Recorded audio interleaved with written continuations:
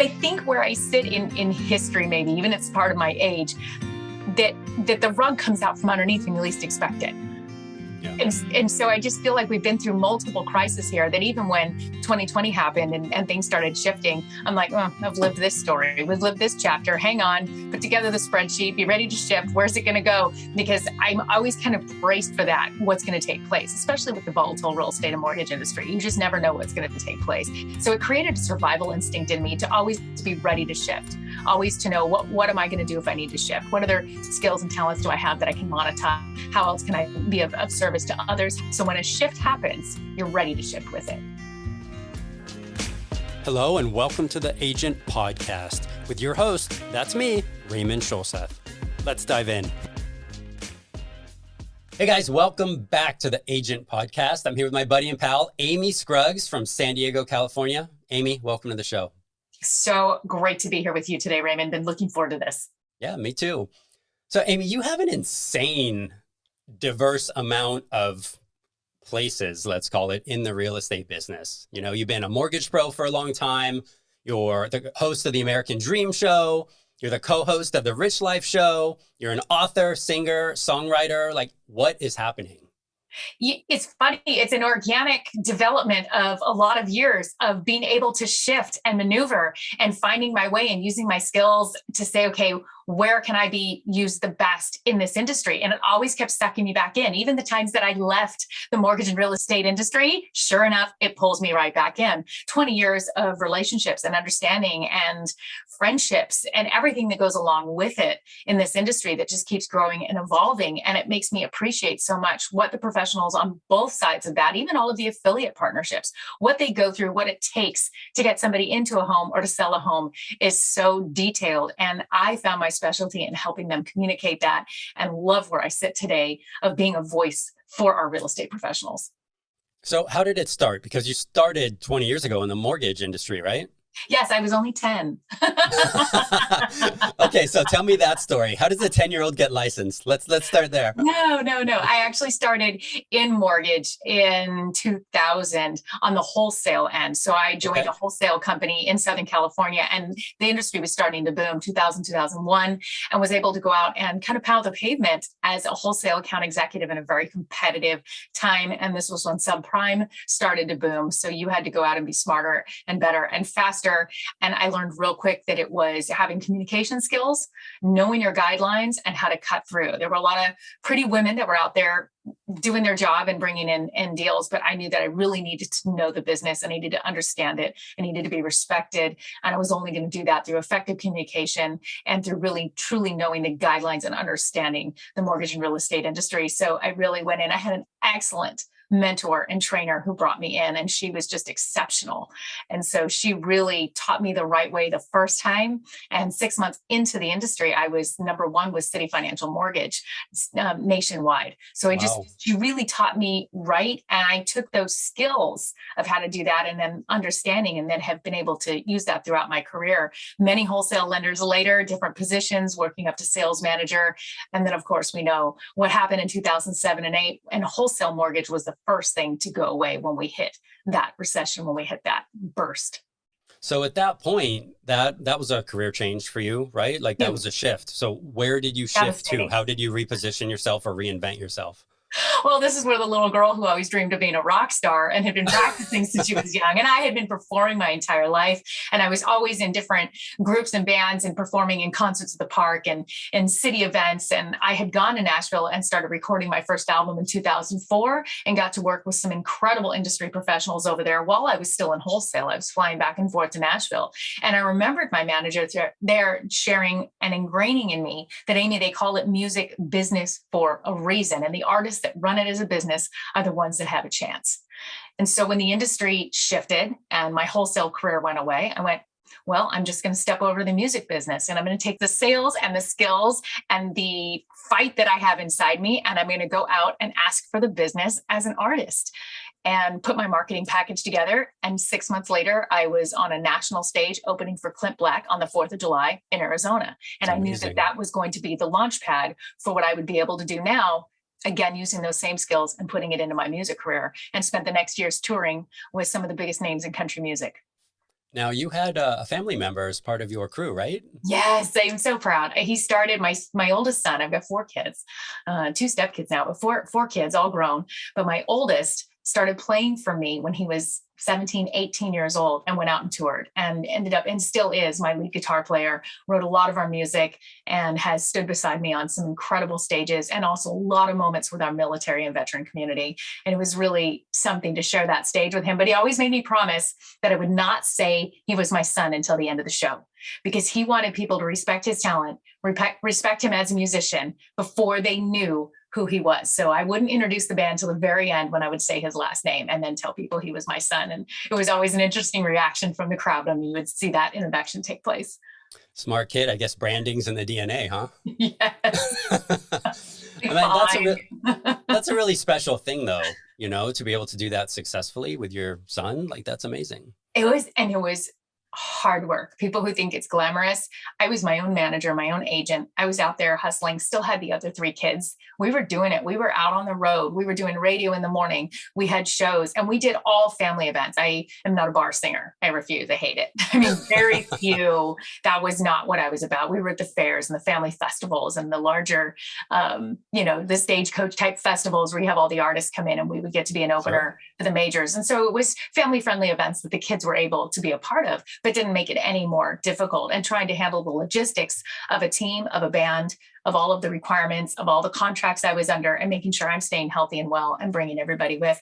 There was a lot of lessons learned there that I think still today, running my business as a coach and as a communications expert, I think a lot of that pairs into it. I cut my teeth out there on the road for sure.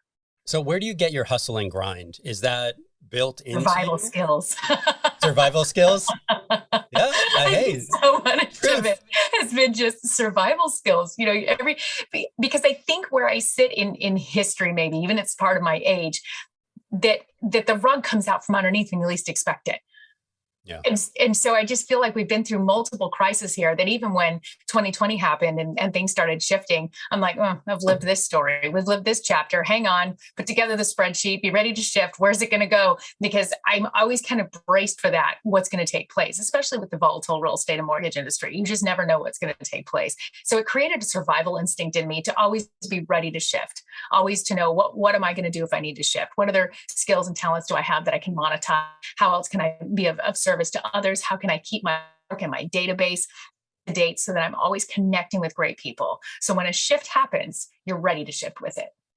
So I know for me, one of the places that I failed in the past is when I quote unquote made it. I never got out of survival mode. I stayed in survival mode and I hurt myself because I was still making the same choices that I made before. Versus, okay, I'm actually at a different place that I've never been before, and I need to think differently and ask different questions and ask for help. How do you know when to survive versus thrive? Ooh, that is the $1 million question. I think I still battle that every day. No question. I mean, a lot of great things going on. There is stability in what I'm doing. I have wonderful clients. We've got the book coming out. I've got great staff and I'm in another building phase, but it is that instinct in there of survival is hard to overcome daily to know it's okay today, that today's a creative day. Today's the day that I put into the creative and working on the business, and which days do I work in the business and when do I put it down and realize, okay, it's all right. That is a hard balance. And I think it's just the meditation, quieting my mind. I keep a lot of lists. Sometimes I'll reevaluate at the end of the week and go, wow, well, what was accomplished this week? What great things came out of it? Okay, I'm okay. This is not survival. This is actually really working in the business. This is actually really feeling some of the fruits of what's taking place. And then being in a grateful and thankful state of mind for whatever is ahead and eliminating the fear that's involved with that. I love that. I think it's to summarize, maybe the ability to begin again, just like you do in meditation, right? Like you get off the beaten path and sometimes you just have to stop and start again. It's part of it. Yes. One of my coaches that I love and mentor under, but that teaches the word of just saying cancel. The minute I get that panic feeling, cancel. No. I love that. That's amazing. That's a stopping it right when it starts. I'm gonna borrow that. It really works. You start to go and you go, cancel, boom. get that out of there, and then start cancel refocusing button. I need to instantly. get a cancel You button. need, yeah, we can create our own little cancel button in there, and it really does make a difference. If not, we're going to make ourselves crazy, especially as entrepreneurs. And I know a lot of your listeners are entrepreneurs. Everybody is, self-employed, self-driven, and we go through those ups and downs and those waves. And so having that ability to self-navigate in the heat of a moment, or in a panic moment, or an uncertain moment, to say cancel and just stop and reflect. What have I already succeeded in? Where has those tools always come right when I needed them? A lot of times what we need comes right when we need it, not a minute before and not too late. And remembering that next time is going to be no different, that tool I need, it'll be there and it's going to be okay. Yeah. Faith. Yes. Faith. Okay. So let's segue. Let's go to the American Dream show. Okay. Where'd that come from? So about 4.5, 5 years ago, I got a phone call. One of my colleagues I had worked with another lender that said, Scruggs, I need you to meet somebody. Okay. And when you make good relationships and you have good rapport with people, you don't question that. You just go, okay. Right. You show up. You just show up. He goes, I don't even know why. And I did. He goes, you guys are supposed to work together. Don't even know why or how, but this is supposed to happen. And 3 months later, I was sitting in the driver's seat and started hosting the American Dream TV, along with other shows that they had at the time, Operation American Dream and Lifestyle San Diego.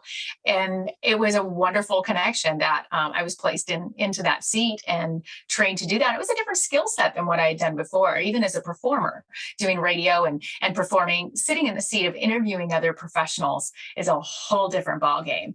And there was a lot of learning curves there for me real quick. And also a lot of, I want to say, intelligence that I was able to do on what human nature is when the camera comes on, and what natural communication skills. And even the most polished, amazing, wonderful professionals still get nervous being on camera. And so I would find myself helping coach them and calm them and advise them right in the moment, so we could pull the best out of them for each interview. And for the last 4.5 years, I've had the privilege of being able to do that and really meet some incredible professionals, but also learn a lot about what works and what doesn't work, and getting somebody to deliver their best message and be their best self. So one of the things that I've taken from you over our time together prior to this is that you're a really good listener. Well, have you always been a good listener, or is that a skill that has grown as your career's matured? I think that's a skill that has definitely grown because I'm highly ADHD. So it's not naturally in me. I didn't wake up and wasn't born as a good listener. I think getting my rear end kicked enough times of realizing that there were consequences for the times I wasn't a good listener. And it has been an evolution as I've realized, stop and listen, really focus, and listening not just to people's words, but their body language, the underlying message, what's taking place. Sometimes you can just feel it in somebody's shoulders or their facial expressions, what's really going on. So the act of listening, that means it's the whole message, the whole person going on, has been something that has definitely evolved over the years. And I truly enjoy helping others become aware of and advance in. And it's really fun. When you grasp it and you start doing it, listening is the most effective form of communication. I love that. Absolutely. Yeah. Thanks for sharing that. I think that's a really good point for everybody listening. Like, just listen, start there. So that show has grown quite a bit and is syndicated in a lot of places at this point, right? It has. The founder of the show has done an incredible job, built it into over 50 cities in the US. It's on Travel Channel, CNBC, Bloomberg, a lot of major networks in different cities. Like I host the one for CBS in Arizona. It's on ABC in some cities. So it depends on the city and the platform and where they've got it. But it is all over the place, as well as Amazon Prime and the other streaming networks. And it's been really awesome to see that show grow. And what's fun about it is that all of what they call the partners are all amazing real estate agents from around the country. They're real estate and mortgage partners that are sharing their community, sharing their clients, sharing their listings, sharing their favorite restaurant, sharing their favorite activity, their favorite nonprofit. So you really get to see a feel of what's going on in these cities if you watch and see the different partners and see that they're just real people doing the show, not actors. As a host, I just get to kind of segue and introduce everybody and bring it to that next section and make sure that it all bookends and ties in together. But really, the stars of the show are all of the amazing real estate professionals that are stepping out of their comfort zone and bringing themselves out there in a new way. I love that. Is that show what has led you to what you're focused on now with your media coaching and like really helping people be comfortable on camera and leverage video to promote their business? Yes, I believe that the 4.5 years sitting in that seat really opened my eyes to the need. There was a need there for amazing professionals that are already successful, but maybe need to know how to interview better on a podcast, just like this. How do you really know what you want your message to be so you don't ramble on? How do you find yourself coming alive on camera? Sometimes it's just in their own cell phone marketing or their videos that they're putting on social media that maybe could just use a little bit more polishing and a little bit more facelift and getting their comfort in there to really reveal their best selves or the message that they're trying to send. Again, it's not a message if it's not received. And a lot of messages are getting missed because they're just not put out there correctly. And so sitting in that seat allowed me to really absorb so many needs that I saw were there, and then piecing together how to fill in those gaps and then having success in it as I started working with clients privately, which put together really my teaching module of like, okay, this is what works. These are tools and tips that have come to me from all my years performing, all my years doing radio, and now the years in TV and working so closely with a lot of real estate professionals and other industry professionals as well. That was the reason that I put the book together and said, okay, there's value here. And people can take on some of these tips, things that I may take for granted because I do it all the time, that might be a game changer for somebody else. And my favorite thing when a client says, I got more business last week because of the tips you taught me. I'm more confident now. I communicated better with the client and saved the deal. There are things that are taking place where you see it's actually impacting their business and their growth because of effective communication or confidence. I love that. So did the book come first or your coaching and course come first? The coaching came first. I've been coaching for a couple of years. Mm-hmm. So the coaching came first, and then the book was a byproduct of that. Yes. And then by default, that book has evolved into you actually offering a course on how to do what you talk about in the book, right? It really did just evolve. It was wonderful stories in the coaching that said, wow, I have a lot of my client stories in the book. Some are unnamed, some are named. I asked their permission, which was really fun to share their success stories. And then realizing, well, not everybody might want to take the time to read the book, and not everybody wants to take the time to do live coaching with me or workshops. So I put into a recorded course and went into the studio and said, here you go. Here's all the nuggets. Here's basically what's in the book. If you really want to do the work in a self-guided way, I've got their course available for people to just download and have and enjoy that at their leisure. But then I also, yes, offer team workshops. Individual coaching is where you get the most intense. If I'm working with you one-on-one, we're going there and we're doing some good work, and you're going to be unrecognizable when we're done. And you're going to be ready for CNN if that's where you want to go and start sharing your message. And so it's really fun to see, well, it's so personalized. Everybody's needs are different. Some people are already way extroverted, ready. They just need some polishing. And some professionals I work with are extremely introverted and are like, it's never going to happen. I'm never going to be on camera. I'm never going to speak in front of people. And I'm like, just watch. I'm going to get you there. And you're going to do a great job. Just trust me. So it really depends on the special needs that they have. But the book covers a lot of it in a good overview. And so does the recorded course. I love that. That's great. So if you can give somebody listening a gift, something that you want to pay forward and share, both for personal development or professional development, or a hybrid of both, because ultimately they go together, what is the one thing that you could share with somebody? Well, the first thing I would share, and this is a simple one, so I will not make this my big thing, but please clean your lens. Take the time to clean your lens. People you're taking pictures, you're taking videos, and they're all blurry. Clean the lens front and back. Make it a practice. Clean the lens on your camera before you go onto a podcast like this or you do an interview. Clean the lens, please. I love that. It can really help. Also, frame yourself. Just double check. Right. Go in and do a test run and see, am I framed properly? Are you looking at know what's happening? Know what's happening behind and in front. And are we looking, up? Are we looking down? Sit up straight. Do those things that you know the same way. My biggest advice is when you present yourself in front of any camera, whether you're just in a virtual Zoom meeting, whether you're doing a podcast, whether you're on a TV interview, or whether you're even just in a one-on-one meeting with your client, but you're doing it through video screen, show up the same way you would in person. Use the same behaviors. You wouldn't walk into a personal meeting still tucking in your shirt or bending over or climbing under the desk once you sit down. You wouldn't lay down in the chair. You wouldn't face the ceiling. Do things the same way you would in person. Treat it with the same respect, the same energy. Light up your eyes, light up your face, be engaged, look in the camera, and let that person know that I am right here with you. I'm right here with you. And there's ways that you can do that just from the way that you hold yourself. And it's going to make the other people on the other side really feel like you care and that you are interested and engaged in what's going on. Amy, that's awesome. All incredible tips. I'll stop hiding underneath my desk, I guess. Please stop hiding under your desk. Yeah. We want to see you.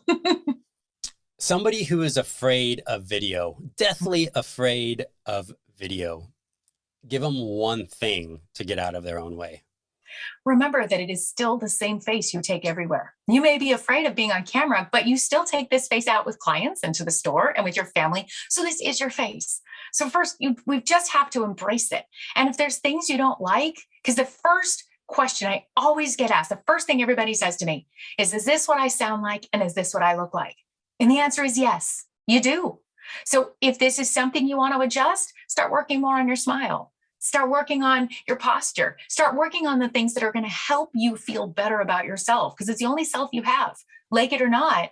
This is, if you're in sales and you're out there presenting yourself, you're presenting yourself without a camera. It is no different. Right. So present yourself the same way and realize the camera is just the eyeballs on the other side. It's no different than a human being looking at you.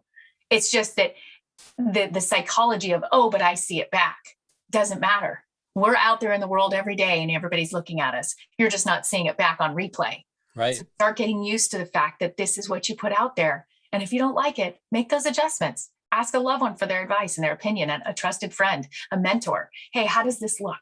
What do you think? Or get a coach. And that's where I can come in and say, here, I can really help you. But it's not necessary if you've got good people and you really think you could step it up. But you've got to do it, because this digital world, these cameras are not going anywhere. No. It's not going to go backwards. Yep. 100%. Everything is on video. Our meetings are on video, and it's time to get used to it. It's time to get comfortable with it. Amy, this has been fun. Where can people find you? What's the best way to get a hold of you? AmyScruggsMedia.com. It is all there. Trust me, everything is there. You can reach me through there. You can schedule a consultation. You can send an email. The links are there for the book on the retailers. It's on all major retailers. You can get the ebook now, the physical book in stores worldwide in October. There's going to be a teaser for the music coming up soon, as I've got a new album release coming up as well. But it's all there on AmyScruggsMedia.com. Just Google Amy Scruggs. I am hard to miss. I love that. Amy, thank you so much. It's been a privilege. Raymond, it was such a treat to be with you today. Thank you for all the great message and work you are doing to help real estate professionals I appreciate across that. the nation. Thank you. It's incredible Likewise. work. Thank you. Hey guys, it's Ray. I hope you enjoyed that episode. Thanks so much for being here, and we'll see you on the next one.